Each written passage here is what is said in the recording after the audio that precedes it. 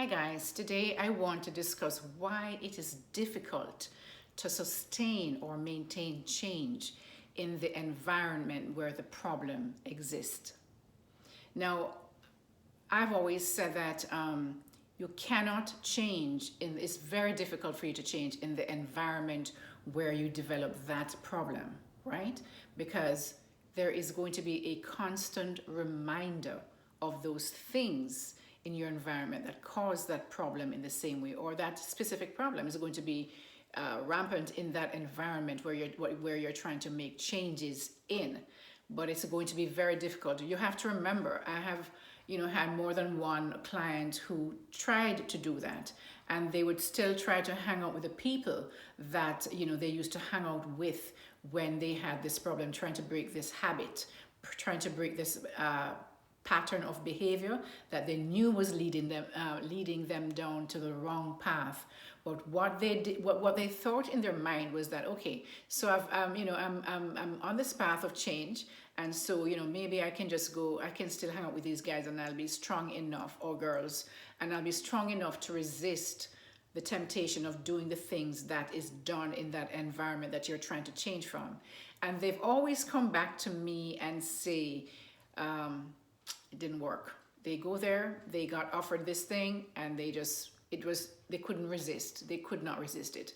So that is why it is so difficult to change in an environment where you're trying to make changes to be different, to do something different from what that environment offers.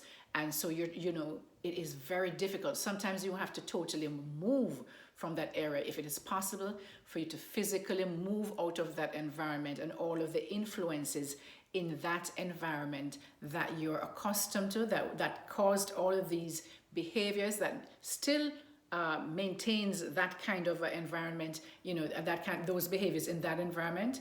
And if you try to, it is going to be so much more difficult for you to create and sustain and maintain those changes if you keep going back into that environment. Sometimes it's as simple as just moving away from that environment. You don't have to physically move your home, but not going back into these places. For example, say it was in a club that all of these people that you grew up with, and that's where they hung out and they did drugs and they fraternized with, they cheated on their wives, whatever it might be. You have to avoid going to that club where you see all these people. Right? Now you may be able to go to a different place where you don't have that, a different area. Go to somewhere where you always, when you're creating change, you always have to go to the places that has that environment. So if you want to be somebody who is going to start working on yourself, personal growth, maybe by studying, doing some kind of studies or doing a degree, then go to places where these people are. Because there's this saying, and we all know it.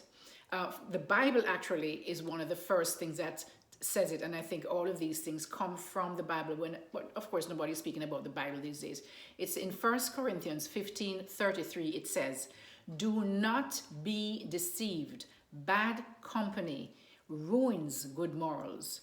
It says, "Don't be fooled by who say such things, for bad company corrupts good character." This is another way that you can put it, right?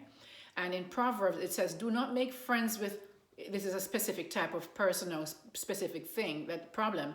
"Do not make friends with a hot-tempered person, or do not associate with one easily angered, or you may learn their ways and get yourself ensnared." Whenever you hang out in an environment where there's a certain type of behavior, you are easily going to be affected by it if you keep hanging out in that area. A lot of men will get into, they were okay husbands before, but they go hanging out with men who fraternize, who are probably married as well, but they go hanging out with men who are cheaters and just don't respect their marriage, and then they start cheating. So wherever you hang out, guys, it says in the world, we have this thing we call Proverbs, and they say, if you lie down with dogs, you will get up with fleas. Another thing another proverb is, show me your company and I'll tell you who you are. And another one is, birds of a feather flock together. So make sure that the people that you're hanging out with is not determining who you are, because that's what it is. When you hang out with certain people, I mean, people, as a matter of fact, what I find is that a lot of individuals will always gravitate towards the people that they want to be like.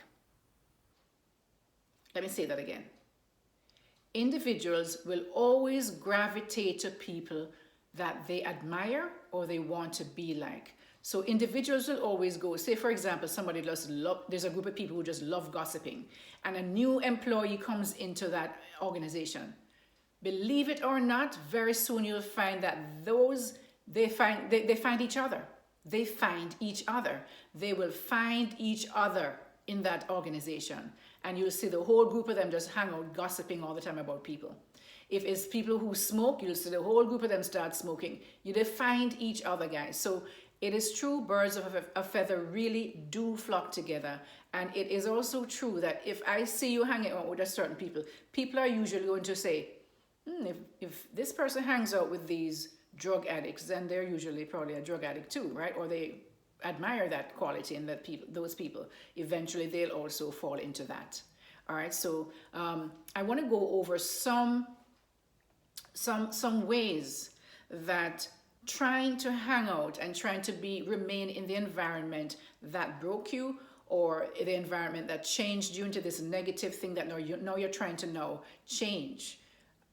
If you keep hanging out in that environment, then these are some of the issues. These are some of the reasons why it's not a good idea. Because if you're the only person that sees the necessity for change in that environment, it means that there is already a resistance to change ingrained in that environment. When one person, and so what happens is that when one person, like for example when you choose to change, others will become uncomfortable. You're going to make them uncomfortable because your change is going to put pressure on them to change as well. And they're quite comfortable with the status quo. So you changing is going to make them really uncomfortable. They are not going to like it. This can result in some kind of envy or discord between you and others in that environment, right? Because they now begin to gossip against you and say that you think you are better than them, that kind of a thing, right? So this is why it's not a good idea to remain in that environment where you're trying to change, from, right? So the other thing why it's not a good idea, guys, is that the existing system and structures in that environment and the individuals within that environment may resist change, which is normal. They may resist change because they now fear they are accustomed to the person that you were before. They don't want you to change because, as I said in the earlier point, that you are going to make them feel uncomfortable. So they're resistant. They are going to be very resistant to you changing. And that is going to, they're always going to continually try to pull you back into that way of doing things and being. And so it's going to be very difficult for you to always, because you're fighting this thing and you're trying to change on this hand. It's too much. It's going to be too much for you. The other thing is, in that environment, there are already ingrained habits and behaviors. That is the characteristics of that environment. That is why you're trying to change, right? But if you remain in that environment, it is this environment which fosters deeply ingrained habits, it's resistant to any kind of change. People behave a certain way.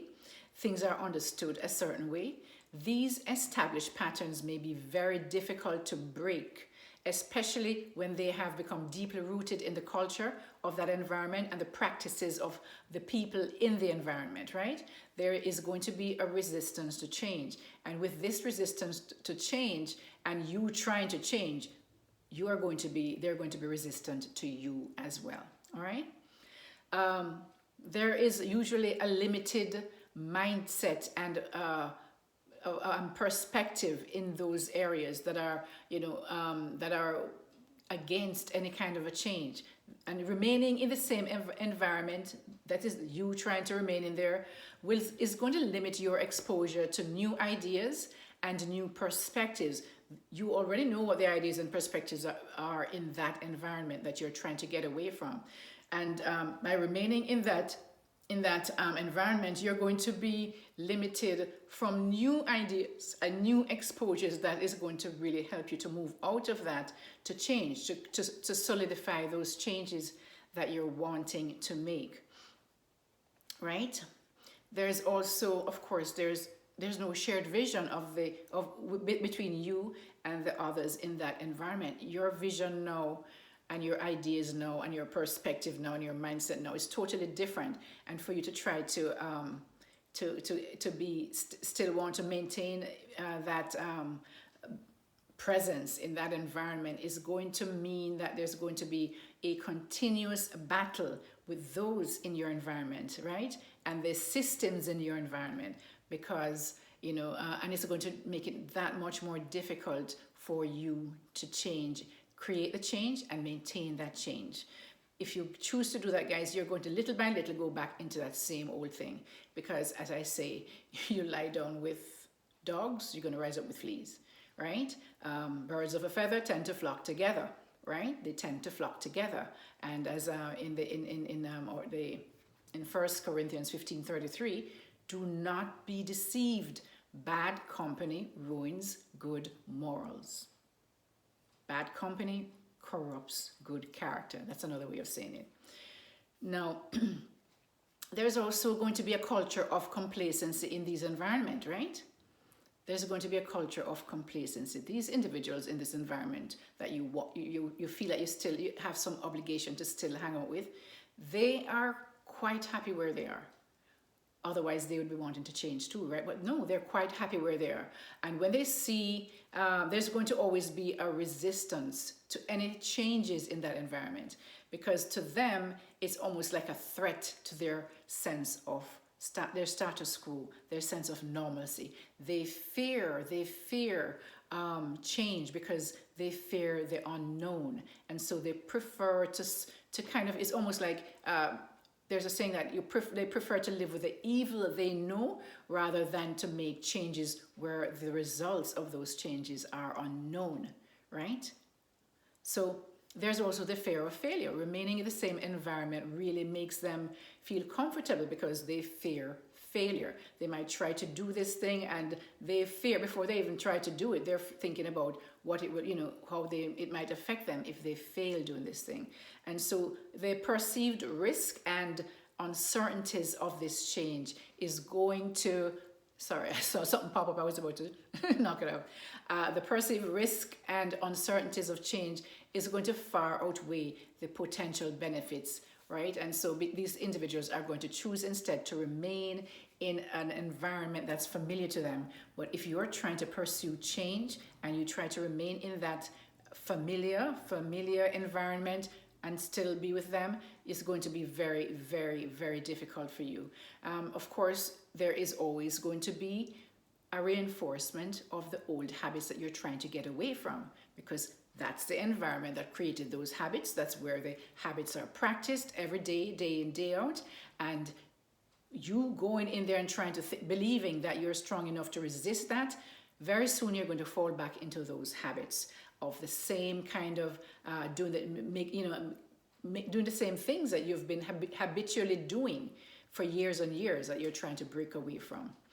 Because guys, the more you do something and the more you hang around a certain thing is the more it gets into your subconscious, even when you're not actively trying to plant those behaviors and those beliefs and that kind of mindset into your subconscious. Your subconscious is always running under the radar, and it's picking up everything in your environment. So therefore, when you try to hang out in a place where you know that wherever you hang out, good or bad, that is what you're picking up in your subconscious. It's forming your subconscious. Whatever you see regularly, whatever you say regularly, whatever you hear regularly is going to start now to form the person that you really are. And that's why in the Bible it says you have to watch your eye gate, what you see, what you allow into your spirit, because that is going to determine the person that you become. All right? Okay, guys, so I hope that somehow, these tips that I gave you, these pointers that I gave you, these things that I kind of brought up will kind of help you to recognize that if you are really serious about creating change, if you are really serious about, doing something differently, you need to get out of the environment that those things are a practice. Those are a practice daily, hourly. That is a characteristic of an environment, and you're trying to change, you need to get out of it. Whether it be that you move, it depends on how bad that environment, and you might want to physically move, right? Or you may just choose to go to different places that are more in alignment with the person that you want to become. This is Christine, your relationship and mindset master doctor, and your leverage for change. You guys, please remember to like, share, and subscribe to my channel. It does help with the algorithm, the YouTube algorithm, and YouTube pushes it out more to more people to see. I'll see you next time, and until then, take care of yourself. Bye-bye.